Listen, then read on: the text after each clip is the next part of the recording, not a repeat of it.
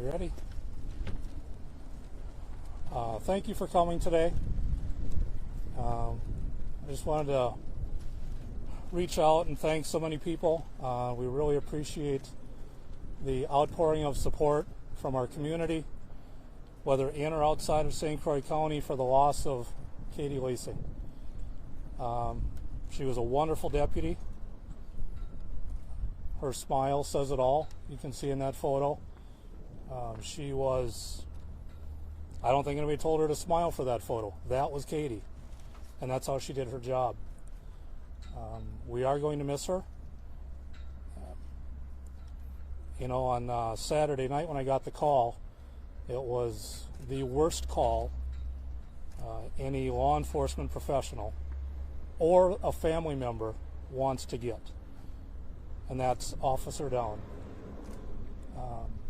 Since that time, it has been a whirlwind of emotions, a struggle trying to get through, trying to keep everyone together.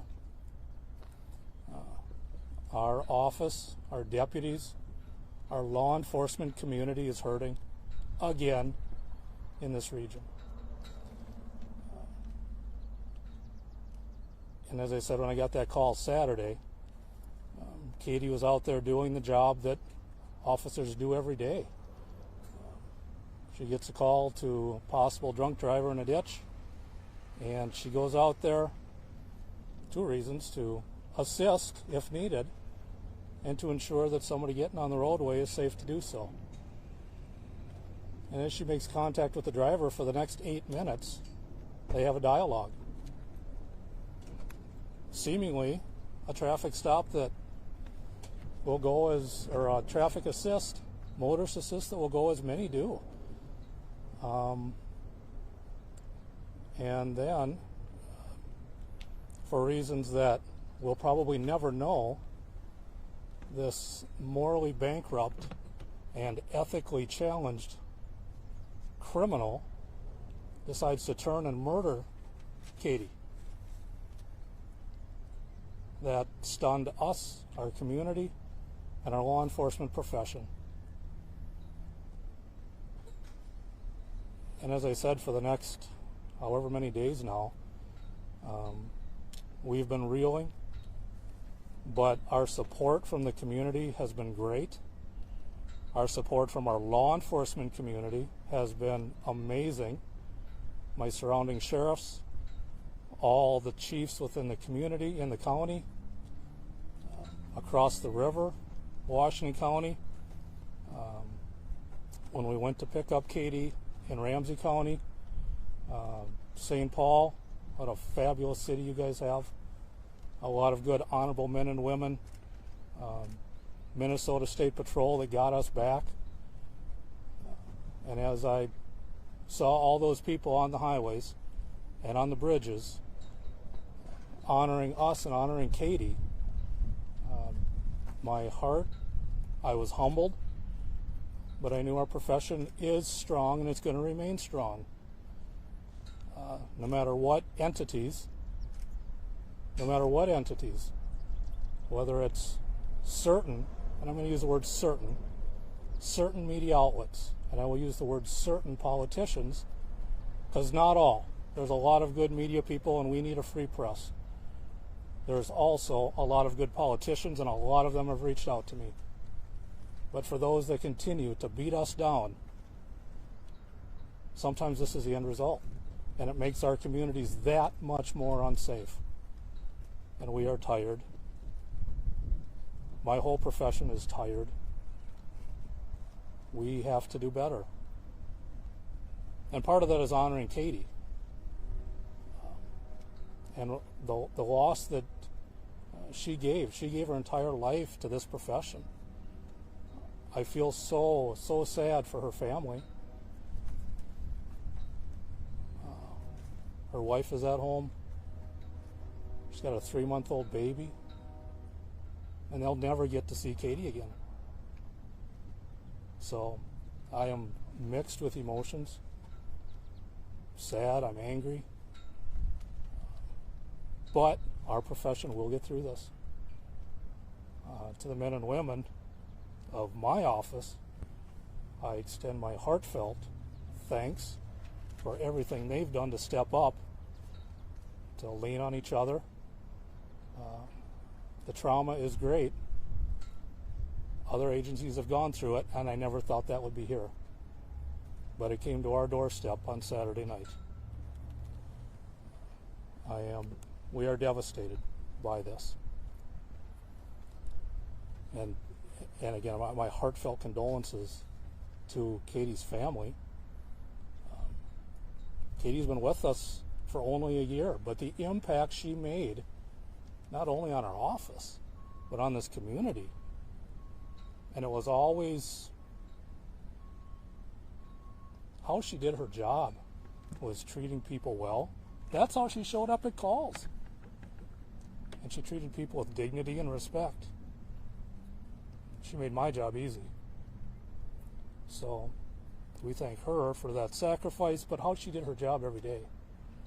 What a wonderful young lady that was stolen by some criminal, and that's how I'm going to refer to him.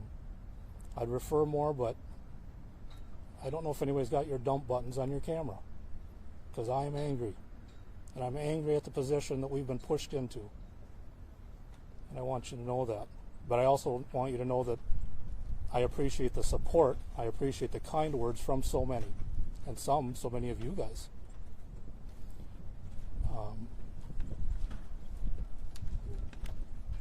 So we've set up also a donation area for Kaitie and to help her out. And I should say, I know I mentioned she was here a year. She was also at the Pennington County, South Dakota Sheriff's Office for 2 years. And I can't forget them either. Our thoughts go out to them. I spoke with Sheriff Mueller out there. And they are as devastated as us. So, you know, we are, as a law enforcement community, really, we're reeling. Like I said, our area is tired from the murders of Emily Breidenbach, Hunter Sheely, up in Barron, and Josh Olin in Pope County. Our community is we are hit hard. So as I was beginning to say, we want to, and so many people want to give. So we've set up for donations to go to any Wisconsin credit union. Donations can go directly to any of those places. Checks, and those checks made out the benefit of Deputy Leising, and that's Leising. And we'll take them there at the sheriff's office as well, and we'll make sure we get those to Courtney and her family. So, Sheriff? Thank you. I have the funeral arrangements that we've just got in place today. Also, in lieu of flowers at the funeral, the family would like donations made out to the National Law Enforcement Memorial. So in lieu of flowers, please donate to the National Law Enforcement Memorial instead of flowers at the family's request. The funeral will take place on Friday, this Friday. Public visitation will be at the Hudson High School, starting at 9 a.m. until 12 p.m. Funeral with law enforcement honors will be directly following the service in the parking lot. A law enforcement procession will take place, and that route and details will come out later this week.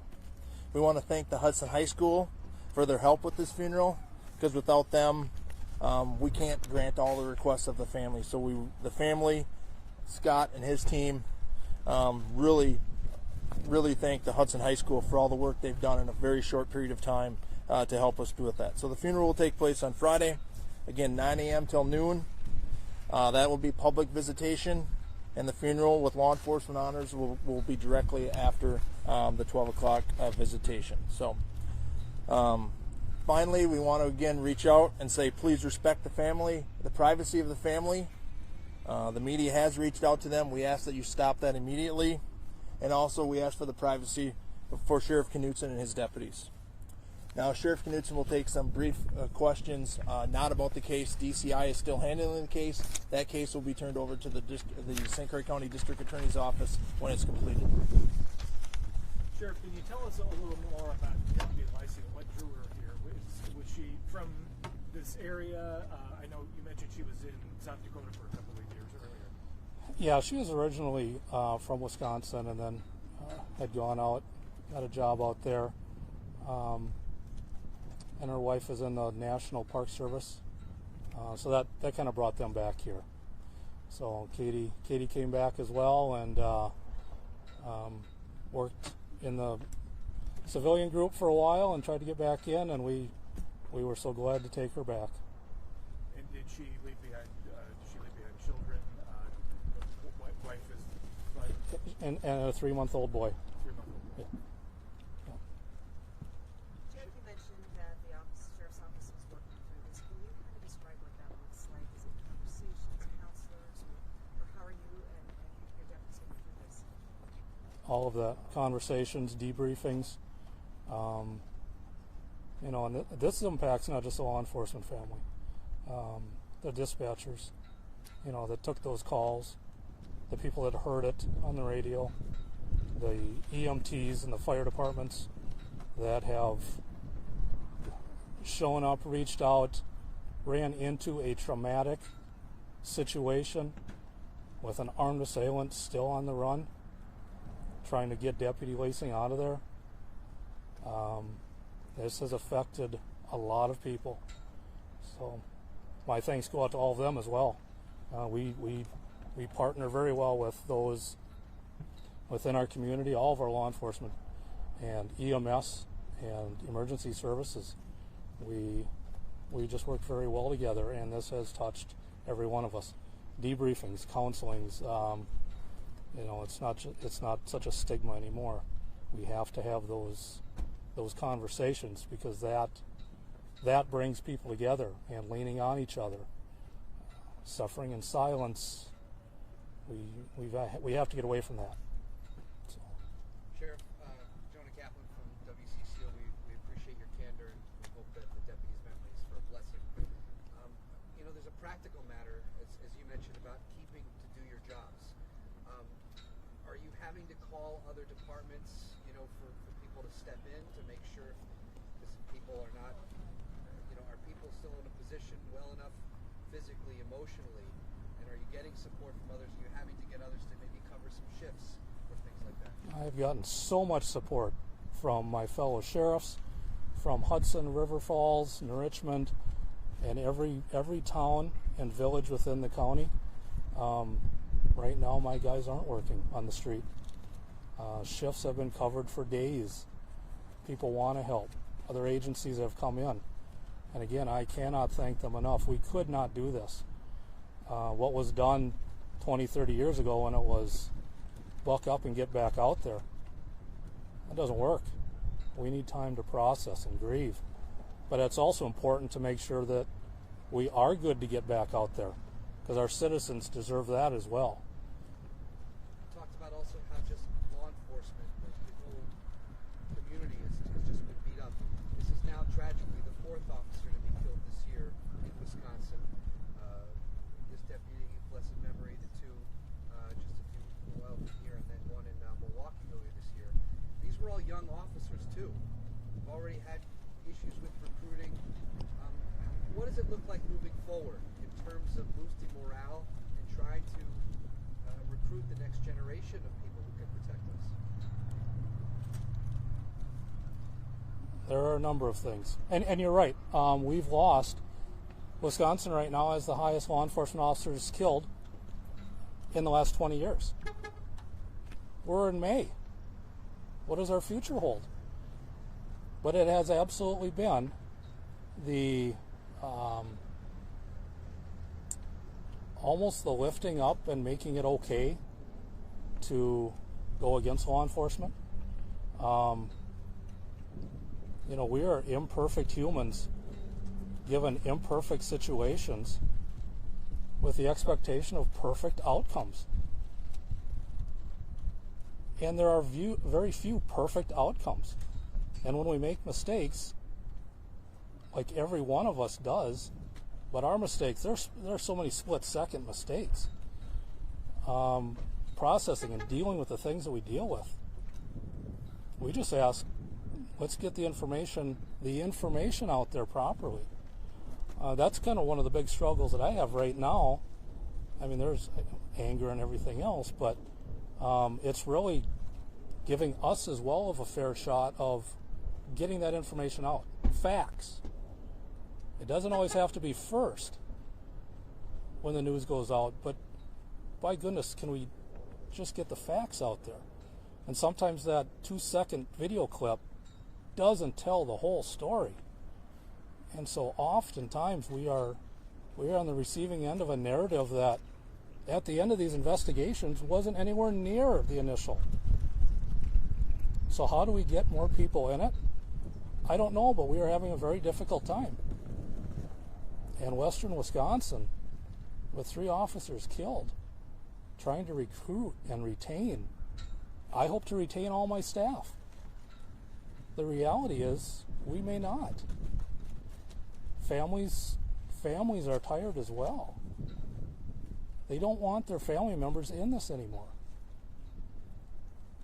You know, we need good cops. But we're killing the good cops. And it's frustrating. Sheriff, I know it's still early on, the investigation is still underway. Is this going to change anything with training or the way you approach even regular traffic stops, which, you know, as we've all heard, are one of the most potentially dangerous things any officer can deal with? They're unpredictable. You know, in this certain instance, she's out talking to this guy for 8 minutes. So it wasn't necessarily a traffic stop. They're face-to-face talking, and he spins and shoots. You know, we train and we train and we train. We always try to adapt. Our training today is so much different than it was 5, 10, 15 years ago. We will evolve again. We will learn from some of these things. But sometimes the cards we're dealt, they aren't good cards, and we just have to react. But we will reassess everything that took place. We will learn from this. We will learn from the Barron County incidences. We will learn from Pope County. We will try to do more, try to do better. Sheriff, you mentioned you were talking about Deputy Leising. I was just wondering if you could tell us a little bit more about her. You said her smile just says it all. What would you say to someone who's never met her before about her personality, her interests? Did she have maybe hobbies or something? She was an outdoors person. Yeah. She loved the outdoors. She loved animals, but that was her kind heart. She was such a giving person. You know, and it was always, you know, everybody says, well, if you have a bad day, talk to Kaitie, because your bad day is done. You can't stay salty when you talk to Kaitie. And that was the absolute truth. She just had that spirit. And a spirit that was stolen from her. And just a kind of a background question, Sheriff. How big is your department? How many deputies do you have? With the jail, courts, investigations, we have 88 sworn. We also have the dispatch center and emergency management under us. So there's about 120 under the umbrella of the sheriff. Pretty tight-knit group, I imagine. It's a very tight-knit group. And again, the tight-knit group also extends out to our municipal and city partners. It's a wonderful community, and I'm very proud to be a part of that, and I'm proud to be part of this profession. And you mentioned that you've been talking this out. Does that include counselors being brought in, grief counselors? Yes, we've had debriefings. You know, again, debriefing something that was never really in the mix 25, 30 years ago when I started. It is now, and thank goodness it is. Sheriff, as your office, do you know the last time there was a loss like this, where an officer was down in St. Croix County? In the 50s, Lee Murphy, and some of you have covered that as we've got Lee Murphy's name on the wall in 2019. He was shot here in Hudson along with Clarence Erickson. Clarence died right away, and Lee Murphy died over a year later, so it was never listed as line of duty death. We worked very hard to get that changed, and they did finally accept that it was a line of duty death. So it was in the 50s. And prior to that was 1901 with our sheriff, Harry Harris, that was killed trying to, I believe, arrest a bank robber on a train. Again, we just go back to the practicality. I mean, 120 people, there's still a job to do. So what do you tell your officers? What do you tell your colleagues who then have to go back and do a traffic stop? You go to these things where there's naturally a trauma, a stress, but knowing that there's a mission still to protect the community. Well, you know, there is a mission, and just like that night, you know, here this guy shoots Kaitie, and the law enforcement nature kicks in, and our guys go after him. The heroic actions that night, chasing a guy that just shot your partner, and chasing him up, looking for him, trying to A, get the guy that just killed her, but B, to make sure he doesn't shoot anybody else. And that takes very special people. And we have a lot of special people that will get back in this. There are those long talks. There may be some retraining to just walk through things. You know, there will be a component of where this took place that will trigger trauma and memories that will probably be difficult for our deputies to even drive by. So there's a lot that will be going on. But he said, I am proud to be part of this profession. I'm proud of the men and women that have allowed me to work with them, and we will return. And we will serve the citizens as we always have. And we are part of that community. We need that support from the citizens. They need us. They know that they need us. We've seen what happens when they don't. We see what happens with crime that moves when law enforcement is pushed back into a corner. But citizens are now saying we want our cops. And conversely, we need good people. We need that support. We're getting it now. I am so pleased and proud of our community as well. Sheriff, it's Renee Cooper with KSTP. Thank you for taking the time to tell us about Deputy Leising. I know respectfully you can't talk about the investigation at all, but we have the suspect's name and age. Are you able to confirm the birthday to be January 14th or January 24th, 1989? I'm not sure, nor do I want to give any time to him. He doesn't deserve my time. Sure, we have actually on staff for outreach practice. You know, we work 12-hour shifts, so anywhere from 5, 6, 7 at a time. And total, just overall, how many? Overall, for patrol, we have 30 on patrol. And they've been covered by partner agencies? Absolutely. It has been absolutely humbling how many agencies have stepped up. Have they also stepped up in terms of the dispatchers and some of the other, you mentioned about the wide variety of roles? Those are some of the more challenging areas, you know, just because of the uniqueness of the equipment and the systems. But we've tried. Same with the jail. You know, the jail is another area too that you still have to have some folks in there with familiarity of all that working, with the doors and everything else. Do you have any idea how long that will last? Probably through this week. We hope to try to find that new normal. We'll never get back to normal, but what is the new normal? We hope to try to do that this weekend. And I assume But we will play it by ear. those are all other Wisconsin agencies that are Yes. helping out. It would have to be. Yeah.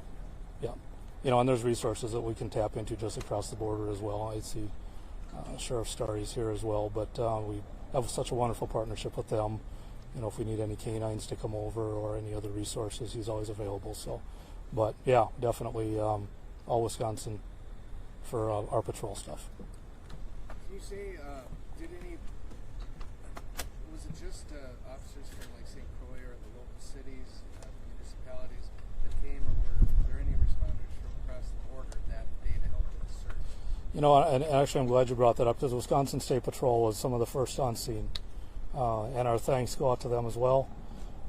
Dunn County popped over. And while this piece of work was on the run, we had ERU teams, our SWAT teams, alerted and en route from Barron County, Dunn County, Pierce County, resources coming from Washington County, all to make sure that this guy did no more damage to anyone else. But lots of partners, and some of the first officers there were municipal officers, Woodville, Baldwin. So there was a lot of people there. You can't drive fast enough 30 miles across the state in a rain, or across the county in a rainstorm when one of your partners just gets shot. You just can't get there fast enough. Sheriff, where was Deputy Leising from originally? Somewhere, I believe she was originally in somewhere in Wisconsin. I don't know that for sure. Sheriff, you mentioned that name, but now more than ever for community support, what's the response to Wisconsin? For those citizens that want to show their support, what are some ways that we recommend that? It's just, we see it. I think there's some in Richmond putting up blue flags, the blue ribbons. This has been wonderful. We've been grabbing things off of here. This isn't just all that showed up. More has shown up. Coming back from Ramsey County on Sunday, bringing Katie home into Wisconsin with the overpasses lined, with showing that support. It was a hero's return home for her, and that was well deserved. But those things help. Those help us. Those help her family to know that there is a strong community, and that her passion and her love was not in vain, and that she was respected and loved. Sheriff Mueller over in South Dakota mentioned that there's going to be some staff coming to attend the funeral. Is that surprising to you at all? Not at all. I anticipate seeing people from across the country, but she was loved there as well, and I know that community is hurting also. He has told me that, and so that he's sending people is of no surprise, and we will show our appreciation and respect to that agency as well by involving them somewhere in this service. All right. Thank you. Thank you guys for coming. Sheriff.